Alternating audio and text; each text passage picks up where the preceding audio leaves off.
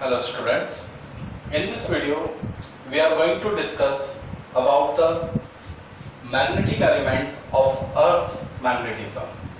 सबसे पहले magnetic element of earth magnetism होती क्या है इसको समझिए। अर्थ की सरफेस पर किसी भी जगह एट एनी लोकेशन अगर हम चाहते हैं मैग्नेटिक फील्ड को फाइंड आउट करना तो उसके लिए हमें कुछ पैरामीटर की जरूरत होती है और जो पैरामीटर हमें हेल्प करते हैं किसी भी लोकेशन पर अर्थ के मैग्नेटिक फील्ड को फाइंड आउट करने में, that parameter are known as magnetic element. तो सबसे पहले ये आप समझ लीजिए क्या होते हैं magnetic element of earth magnetism. तो समझिए, these are the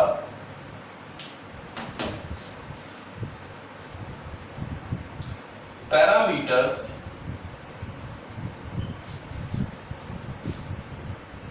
which help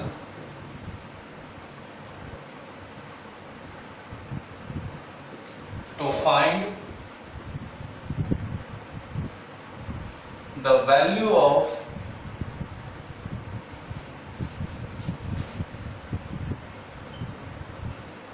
magnetic field at any location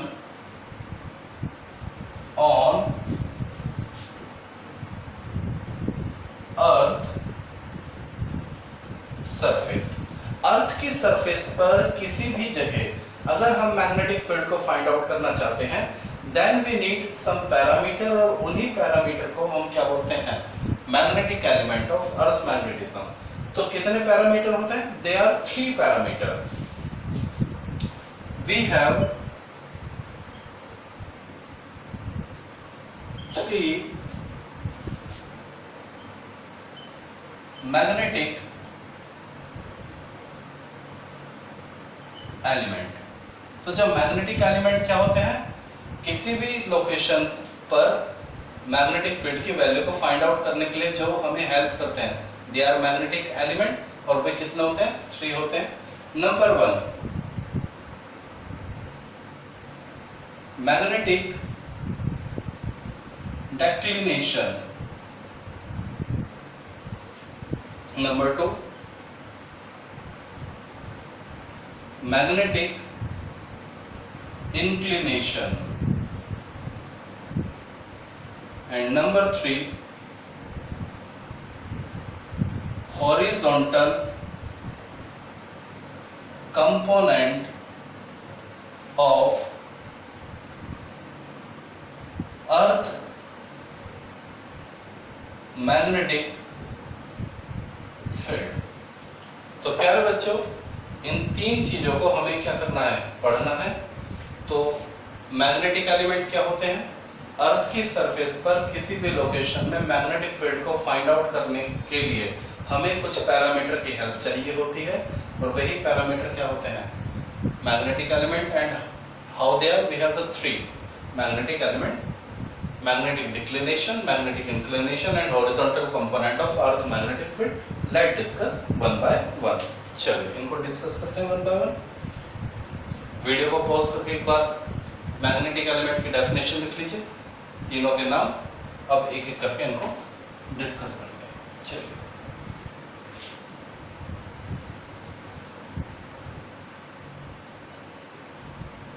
तो सबसे पहले हम डिस्कस करेंगे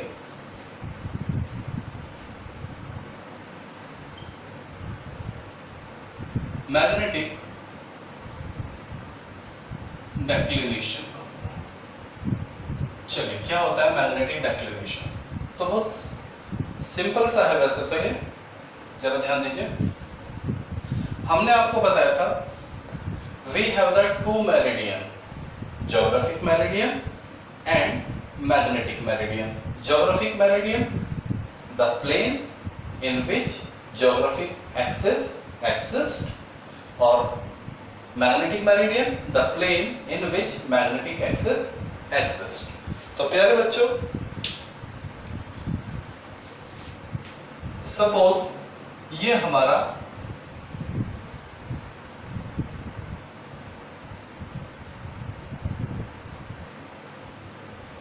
magnetic axis, sorry geographic axis.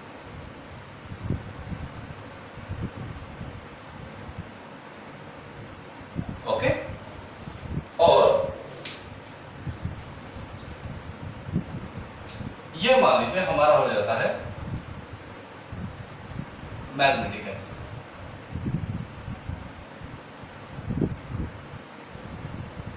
Magnetic axis clear हो गया? इधर कौन एग्जिस्ट करेंगे? Geographic north, geographic south, magnetic north, magnetic south या ट्रू नॉर्थ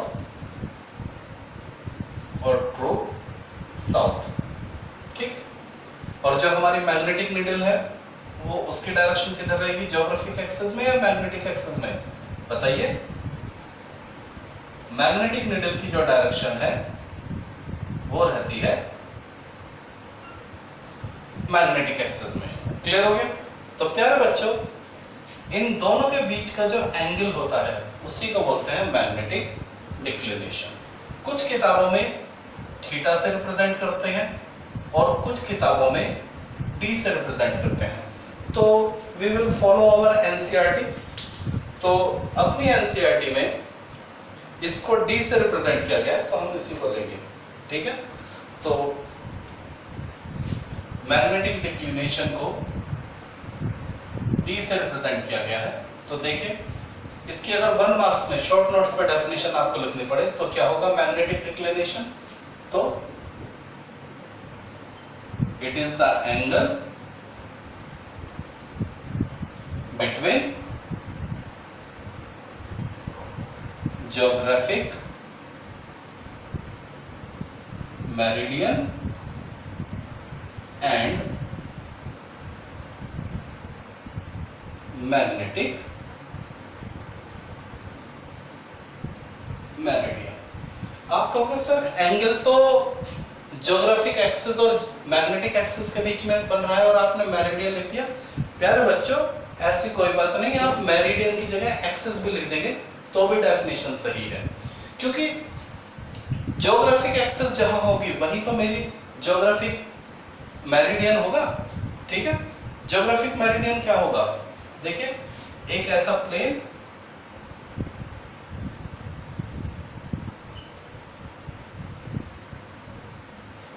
क्या है geographic meridian? Simple, the plane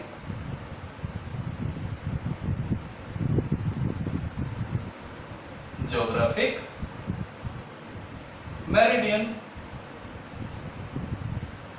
एक ऐसा प्लेन जिसके अंदर क्या हो, ज्योग्राफिक एक्सिस हो, उसी को ज्योग्राफिक मेरिडियन कहते हैं। और मैग्नेटिक मेरिडियन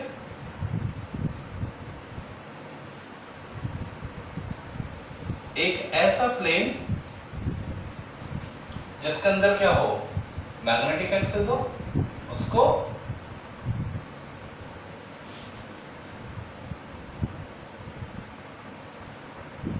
मैग्नेटिक मेरिडियन कहेंगे। तो प्यारे बच्चों, जो एंगल ज्योग्राफिक एक्सिस और जो एंगल ज्योग्राफिक एक्सिस और मैग्नेटिक एक्सिस के बीच में होगा वही तो एंगल ज्योग्राफिक मेरिडियन और मैग्नेटिक मेरिडियन के बीच में होगा। ठीक है, तो यहां देखिए, एग्जाम में अगर आपको डेफिनेशन लिखनी पड़ जाए तो आपके पास दो ऑप्शन है, चाहे तो आप ये लिखें और चाहे आप ये भी लिख सकते हैं, इट इज द एंगल, बात समझा में, between geographic axis and magnetic axis, जो आपको सही करो। क्लियर हो गया? किसी भी लोकेशन पे अगर आपको मैग्नेटिक डिक्लिनेशन फाइंड आउट करना है तो बस आपको उस लोकेशन पे दो चीजें चाहिए, एक ज्योग्राफिक एक्सिस, एक मैग्नेटिक एक्सिस, क्योंकि जहां ज्योग्राफिक एक्सिस होगी वहीं तो ज्योग्राफिक मेरिडियन होगा और जहां मैग्नेटिक एक्सिस होगी वहीं मैग्नेटिक मेरिडियन होगा। तो अगर आपको किसी लोकेशन पे क्या फाइंड आउट करना है, मैग्नेटिक डिक्लिनेशन फाइंड आउट करना है, तो उस जगह केवल आपको दो चीज चाहिए, ज्योग्राफिक एक्सिस और मैग्नेटिक एक्सिस। अब कैसे हम इसको पता करें, तो एक नॉर्मल स्टूडेंट भी इस चीज को पता कर सकता है। कैसे, एक एक्सपेरिमेंट पे अगर आप उसको फॉलो करते हैं तो आप किसी भी लोकेशन पे मैग्नेटिक डिक्लिनेशन फाइंड आउट कर सकते हैं। चलिए आपको बताते हैं क्या वो तरीका है। देखिए, मान लीजिए आपको किसी ग्राउंड में, आप अपने स्कूल के ग्राउंड में या अपने प्ले ग्राउंड में कहीं भी किसी भी जगह पता लगाना चाहते हैं भाई यहाँ पे मैग्नेटिक डिक्लिनेशन क्या है, तो आप क्या करेंगे, आप एक रोड लेंगे, एक स्टिक ले सकते हैं, लकड़ी की स्टिक ले सकते हैं, मेटल की स्टिक ले सकते हैं, लेंथ होनी चाहिए कम से कम उसकी आधा मीटर यानी 50 सेंटीमीटर। तो सपोज कीजिए, मान लीजिए ये एक जगह है जहां मैं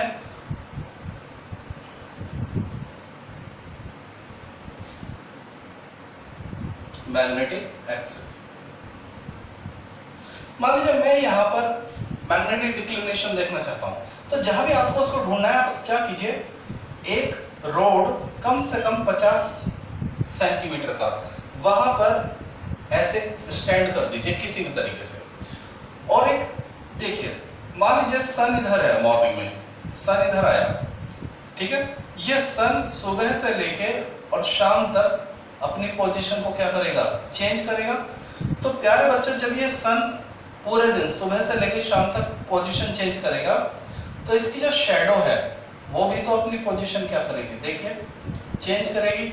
जब सन ए पे था तो शैडो यहाँ थी, जब सन यहाँ आया बी पर तो शैडो बी पर आ गई, जब सन सी पर आया तो शैडो सी पर आ गई, जब सन डी पर आया तो शैडो डी पर आ गई। क्या ये बात समझा भाई? तो आप क्या करेंगे, ये जो पॉइंट, अब ये जो शैडो है ये आपको कहाँ मिलेंगे, अर्थ की सरफेस पर। तो इसके जो एंड पॉइंट है, ये जो एंड पॉइंट है, इन शैडो के एंड पॉइंट को आप क्या कर दीजिए, ज्वाइन कर दीजिए। तो एंड पॉइंट को ज्वाइन करने पे आपको जो लाइन मिला, इन शैडो के एंड्स पॉइंट को ज्वाइन करने पर आपको जो लाइन मिला प्यारे बच्चों, ये लाइन आपका होगा ज्योग्राफिक एक्सिस उस जगह पे। देखिए बहुत ही सिंपल तरीके से ये जो लाइन आपको मिलेगा ये उस जगह पे क्या होगा, ज्योग्राफिक एक्सिस को रिप्रेजेंट करेगा। क्लियर? अब आप क्या करेंगे, ठीक है, अब आप एक बार मैग्नेट लीजिए और उस बार मैग्नेट को धागे से बांध के उस जगह पे लटका दीजिए हवा में ऐसे। तो वो बार मैग्नेट कहीं ना कहीं जाके हैंग अप हो जाएगा। मान लीजिए वो बार मैग्नेट ऐसे रुक जाता है, तो ये लाइन क्या रिप्रेजेंट करेगी, बार मैग्नेट जिस लाइन में रुक जाएगा वो लाइन क्या रिप्रेजेंट करेगी, वो लाइन रिप्रेजेंट करेगा, बताइए, मैग्नेटिक एक्सिस को रिप्रेजेंट करेगा। तो अब उस ग्राउंड की सरफेस पे आपको दोनों चीजें मिल गई, तो दोनों के बीच का एंगल निकाल लीजिए, वही आपका क्या होगा, डी होगा। There are lot of experiment, तो मैंने तो जो सबसे इजी था वो आपको बताया, ठीक है। तो क्या ये बात आपको समझ में आ गई, magnetic declination, the angle between geographic axis and magnetic axis, या the angle between geographic meridian या मैग्नेटिक मेरिडियन, कहां, किसी भी एक खास लोकेशन पे। क्लियर हो गया? चलिए, now move to the second one. ये हमारा हो गया सिंपल सी डेफिनेशन, सिंपल सा कंसेप्ट।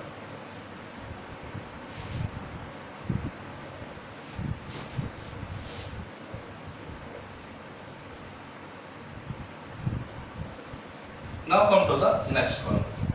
अब ये जो दूसरा टर्म है ये प्यारे बच्चों बहुत ही ज्यादा इंपॉर्टेंट है और एग्जामिनर का फेवरेट होता है, ये बहुत आता है एग्जाम में। मैग्नेटिक इंक्लिनेशन, जिसका दूसरा नाम होता है डिप या एंगल ऑफ डिप, ठीक है। तो समझते हैं क्या होता है मैग्नेटिक इंक्लिनेशन या एंगल ऑफ डिप। तो समझिए प्यारे बच्चों, लेट्स सी, मान लीजिए ये हमारा अर्थ सरफेस, ओके, अर्थ ही मान लीजिए इसको आप, ठीक है प्यारे बच्चों, ओके। और मैं कहता हूं ये है हमारी ज्योग्राफिक एक्सिस, ठीक है, ये हमारा अर्थ और ये हम क्या है, ज्योग्राफिक एक्सिस। तो यहां पर क्या होगा बताइए, ये कौन सा नॉर्थ होगा, जल्दी बताइए। This is to be geographic north and geographic south, ठीक है। चलिए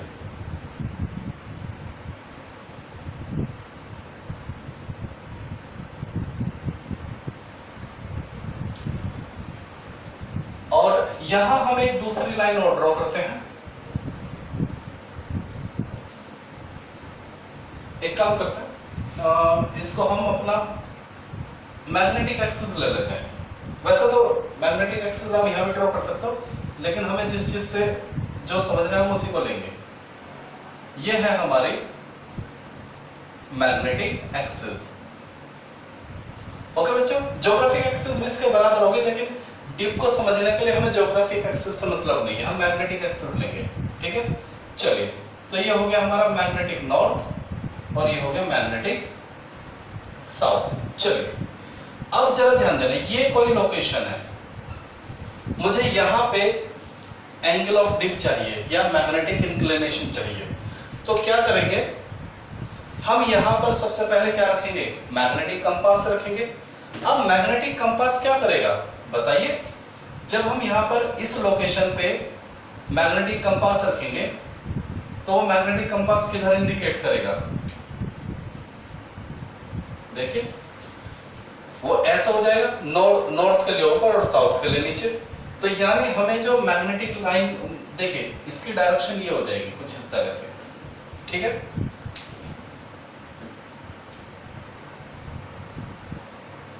क्या ये बात समझ में आ गई?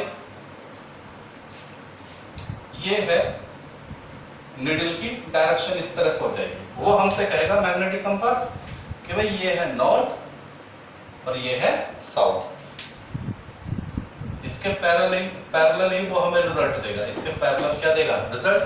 चलिए अब हमने क्या करा, जिस लोकेशन पे हमें डिप चाहिए वहां हमें अर्थ के पैरेलल लाइन ड्रॉ कर लेते हैं। अर्थ के पैरेलल क्या कर लेते हैं बेटा, लाइन ड्रॉ कर लेते हैं, ठीक है। चलिए तो ये कहलाएगी हॉरिजॉन्टल लाइन। हॉरिजॉन्टल लाइन क्या होती है प्यारे बच्चों, अर्थ की सरफेस को ही हॉरिजॉन्टल लाइन बोल देते हैं, ठीक है, ओके। तो अगर ये मैग्नेटिक फील्ड B है तो बताइए यहां आपको क्या मिलेगा, B cos, ये एंगल मैं क्या ले लेता हूं, इस एंगल को मैं ले लेता हूं I, क्या ले लेता हूं I, तो ये क्या हो जाएगा B cos I, और यहां से एक मैं परपेंडिकुलर ड्रॉ करूंगा इस लोकेशन से, तो मालूम है वो परपेंडिकुलर किधर जाएगा, अर्थ के सेंटर पे जाएगा। क्यों, ये बेसिक ज्योमेट्री है, आप एक सर्कल पे चाहे कितनी भी लोकेशन ले लीजिए, कितने भी पॉइंट ले लीजिए, हर पॉइंट पे जब भी आप परपेंडिकुलर डालेंगे वो सारे कहां जाएंगे, सेंटर पर ही जाएंगे। तो ये क्या हो जाएगा, B sin I, ठीक है। तो जरा इस I को समझिए, ये I है क्या, अर्थ की सरफेस जिसको हमने क्या बोला, हॉरिजॉन्टल लाइन, और मैग्नेटिक फील्ड की डायरेक्शन के बीच का एंगल। क्या ये बात समझा भाई, उसी को हम कहते हैं मैग्नेटिक इंक्लिनेशन। देख लीजिए, the angle between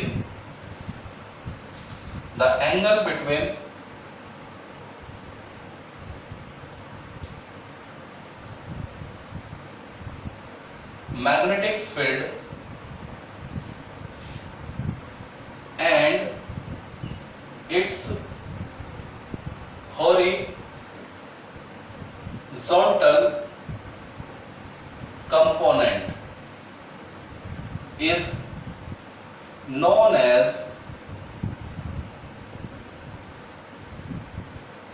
magnetic inclination, या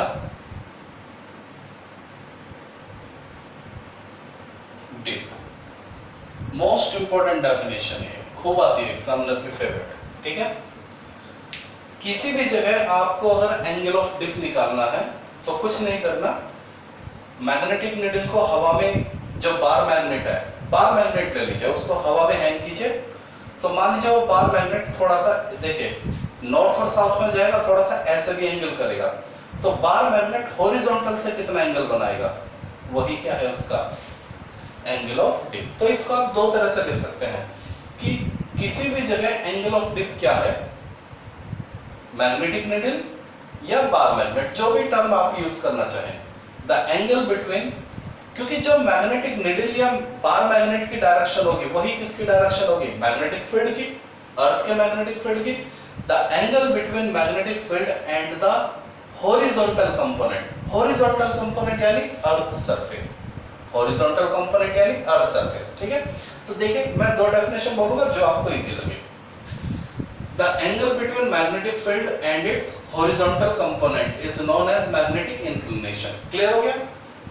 और करके आप क्या ले सकते हैं, The angle between magnetic field and earth surface। मैं फिर आपको बता रहा हूं, इसमें कंफ्यूज नहीं होना, हम अर्थ की सरफेस को ही क्या ले लेते हैं, हॉरिजॉन्टल ले लेते हैं। तो देखिए अब इसको फाइंड आउट करना बड़ा इजी है। आप एक बार मैग्नेट लीजिए, उसको एक धागे से हैंग कर दीजिए, और मान लीजिए वो बार मैग्नेट ऐसे रुक जाती है, तो आप क्या कीजिए, हॉरिजॉन्टल एक स्केल लीजिए और ये देख लीजिए कितना एंगल है, मान लीजिए 15 डिग्री है, तो उस जगह एंगल ऑफ डिप क्या हो जाएगा, 15 डिग्री। क्लियर हो गया?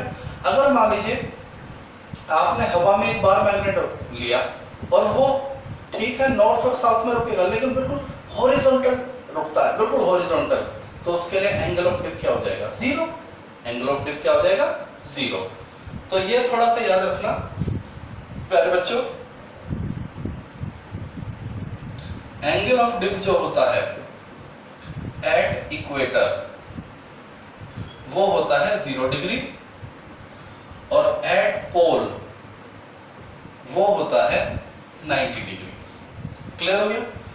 क्योंकि जब मैग्नेटिक नीडल या को हम अर्थ के इक्वेटर पर रखते हैं तो वो अर्थ की सरफेस के पैरेलल होती है, लेकिन जैसे जैसे हम उसको पोल पे लेके जाते हैं तो वो मैग्नेटिक नीडल पोल पे जाके, मान लीजिए पोल है तो वो जाके ऐसे हो जाती है, बिल्कुल ये ऐसे बिल्कुल सीधी हो जाती है, यानी अर्थ की सरफेस से कितना एंगल बनाती है, 90 डिग्री। तो ये अपने आप में क्या है, काफी इंपॉर्टेंट क्वेश्चन है। तो क्लियर हो गई बात? मैग्नेटिक इंक्लिनेशन यानी एंगल ऑफ डिप क्या होता है, उसकी इक्वेटर और पोल पे वैल्यू आप जरूर याद रखेंगे। चलिए अब जरा ध्यान देना, जो हमारे पास हॉरिजॉन्टल कंपोनेंट है BH, मैग्नेटिक फील्ड का हॉरिजॉन्टल कंपोनेंट, वो कितना है, देखिए V है, हॉरिजॉन्टल कंपोनेंट कितना है, B cos I, और वर्टिकल कंपोनेंट क्या है, B cos वो B sin I। ये देख लीजिए B sin I क्या है, वर्टिकल कंपोनेंट, और ये B cos I क्या है, हॉरिजॉन्टल कंपोनेंट। ठीक है प्यारे बच्चों, इक्वेशन 1 इक्वेशन 2, इक्वेशन 2 को डिवाइड कर दीजिए इक्वेशन 1 से, तो कितना मिलेगा बताइए, B से B कैंसिल आउट हो जाएगा, tan I is equal to BV over BH। ठीक है, कुछ किताबों में I से रिप्रेजेंट करते हैं एंगल ऑफ डिप को, और कुछ किताबों में टेल से भी रिप्रेजेंट करते हैं।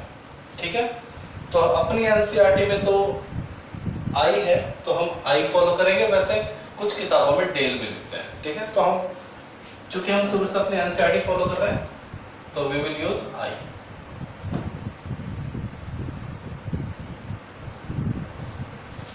तो tan I is equal to BV over BH, बहुत ही इंपॉर्टेंट फॉर्मूला है, यानी एंगल ऑफ डिप और अर्थ के मैग्नेटिक फील्ड के वर्टिकल और हॉरिजॉन्टल कंपोनेंट के बीच में रिलेशन।